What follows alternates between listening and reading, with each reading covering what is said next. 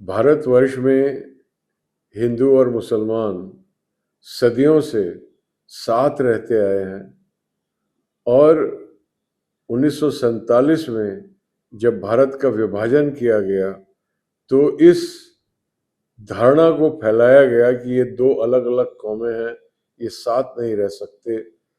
तो जो इस धारणा से जो जहर उत्पन्न होना था, जो हमारा नुकसान होना था, वो तो हो ही चुका है। पाकिस्तान और बांग्लादेश के रूप में दो एनिमी स्टेट्स हमारे दाएं बाएं खड़ी हुई हैं आज। लेकिन आज जो भारतवर्ष के भीतर जो हमारे मुस्लिम भाई बहन हैं, उनके साथ में हमको समरसता और प्रेम के साथ रहना है। और इस लक्ष्य की प्राप्ति कैसे हो सकती है?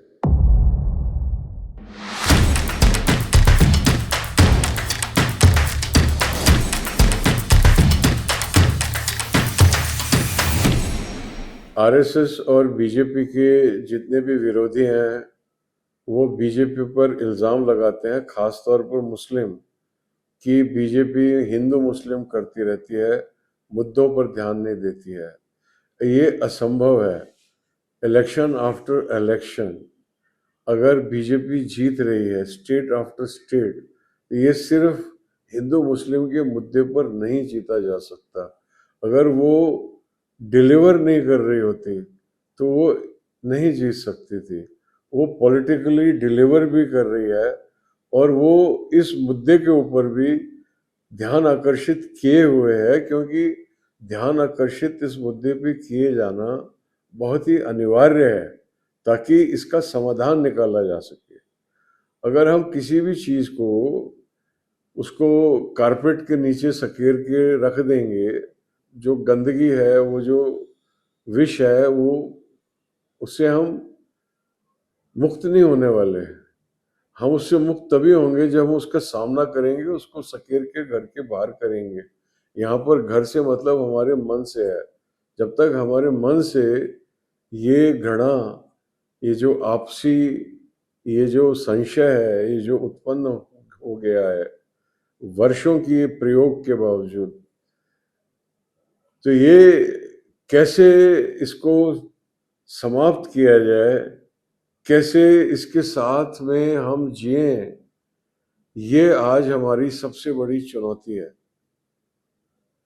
और इस विषय में केवल इतना ही कहा जा सकता है कि मैं इस्लाम के बारे में अनेकों ऐसी बातें कर सकता हूँ जिनका उत्तर मुस्लिम्स के पास में नहीं होगा। जैसे कि वो तौहीद की बात करते हैं, एक निराकार ईश्वर की बात करते हैं, एक ईश्वर की बात करते हैं। तो वो अगर एक ईश्वर की बात करते हैं तो ईश्वर के बजाय ईश्वर के घर की तरफ सजदा क्यों करते हैं? और जो ईश्वर सबसे बड़ा है, जो अनंत है, वो उसका घर इतना सा कैसे हो सकता है? इस प्रकार की अनेकों बातें की जा सकती हैं, लेकिन इसमें हम ना पड़े। मैं ये बात करने के लिए मजबूर इसके लिए हो रहा हूँ कि हमारे जो मुस्लिम भाई बहन हैं, वो उनको जो कंडीशनिंग की गई है, वो ये की गई है कि हिंदू जो है वो बुत परस्त है, हिंदू जो है वो एक बैकवर्ड है, हिंदू जो है वो अंधविश्वासी है, सुपरस्टिशियस है, वो जाहिल है। इस्लाम का उदय अरब की जाहिलियत में हुआ, ये मैं नहीं कह रहा, ये इस्लाम के जानकार और सारे मुसलमान इस बात को कहते हैं कि इस्लाम के आगमन के पूर्व अरेबिया में जाहिलियत व्याप्त थी। तो ये जाहिलियत रातों रात तो दूर नहीं हो सकती। 360 कबीले आपस में एक दूसरे के खून के प्यासे थे और सबके अपने अपने एक देवी देवता थे और सब अपने अपने देवी देवता को दूसरे के देवी देवता से श्रेष्ठ समझते थे और इन पर इस मुद्दे के ऊपर उनके खूनी मुकाबले होते थे।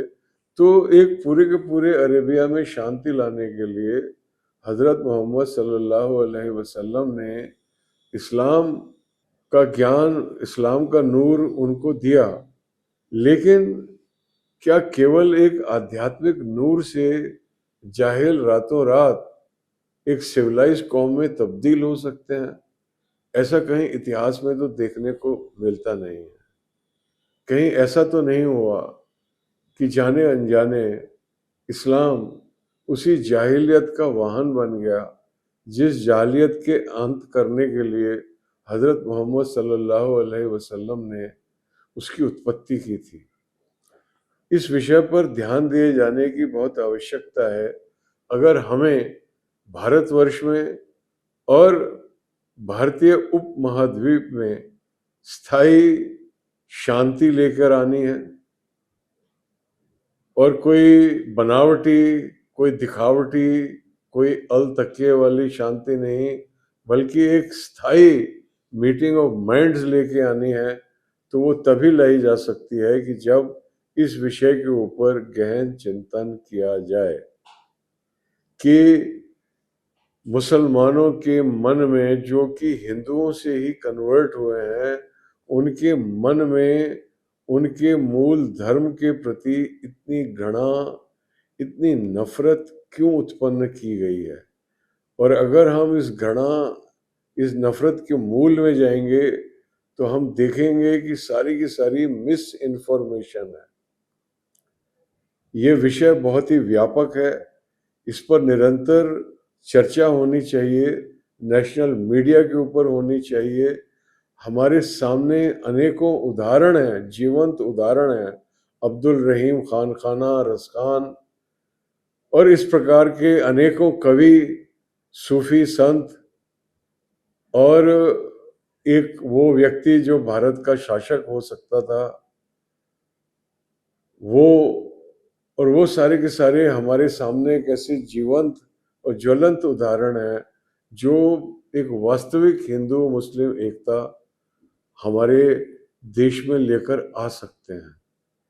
क्योंकि जो सबसे बड़ी, जो इस्लाम की जो सबसे बड़ी मान्यता है वो है तौहीद, एक ईश्वर। तो मैं यहाँ पर बताना चाहूँगा कि जो सनातन की जो मूल धारणा है वो तौहीद से भी आगे जाकर है। तौहीद तो केवल एक ईश्वर की बात कर रही है, और जो हमारी अवधारणा है अद्वैत की, वो धारणा कहती है कि एकम ब्रह्म द्वितीय नास्ति। वो कह रहे ला इलाहा इल्लल्लाह, नहीं है कोई अल्लाह के सिवा, और ये कह रहे एकम ब्रह्म द्वितीय नास्ति, उसके अतिरिक्त कोई दूसरा है ही नहीं जिसकी की हस्ती हो। ये जो आपने अपनी हस्ती बना के रखी हुई है, ये आपकी हस्ती एक भ्रम है, ये एक अहंकार है। और जिस दिन ये आपका अहंकार विलीन होगा, जिस दिन आप इस अहंकार से मुक्त होंगे, उस दिन आप वही ब्रह्म, वही ऊर्जा, वही ब्रह्म, वही उसी के अंदर आप व्याप्त हो जाएंगे, आप उसमें लीन हो जाएंगे, वो आप में व्याप्त हो जाएगी। तो सनातन धर्म तौहीद के बिल्कुल भी अगेंस्ट नहीं है। ये सबसे बड़ी मूल धारणा की एकता है, और इसके ऊपर अधिक से अधिक प्रचार और प्रसार होना चाहिए।